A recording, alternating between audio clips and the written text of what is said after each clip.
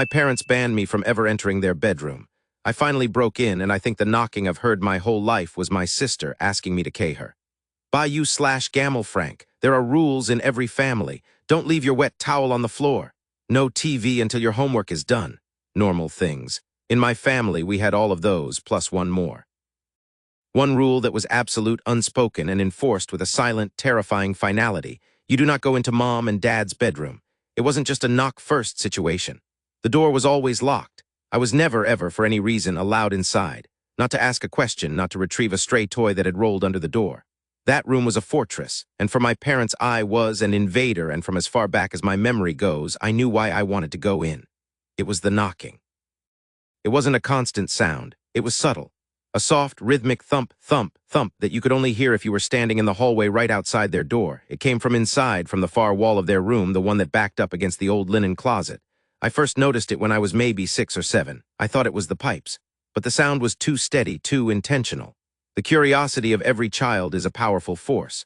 A few times, I found the door unlocked by mistake. I'd sneak in, the thick carpet muffling my footsteps. The room was always dim, the heavy curtains drawn. It smelled of my mom's faint lavender perfume and my dad's cedarwood aftershave. It was just a normal bedroom. A big bed, a dresser, a tall, imposing wooden wardrobe against the far wall. And when I got close to that wardrobe, the sound was clearer. Thump, thump, thump. It was coming from behind it, from inside the wall. I always got caught. It was like my mother had a sixth sense. I'd be in there for less than a minute, and I'd hear her footsteps in the hall. The look on her face wasn't just anger. It was a deep, primal panic, a terror that made her features sharp and strange. The punishments were swift and severe. No TV, no friends, grounded for weeks. My dad would handle the lectures, his voice a low, cold monotone that was far scarier than yelling.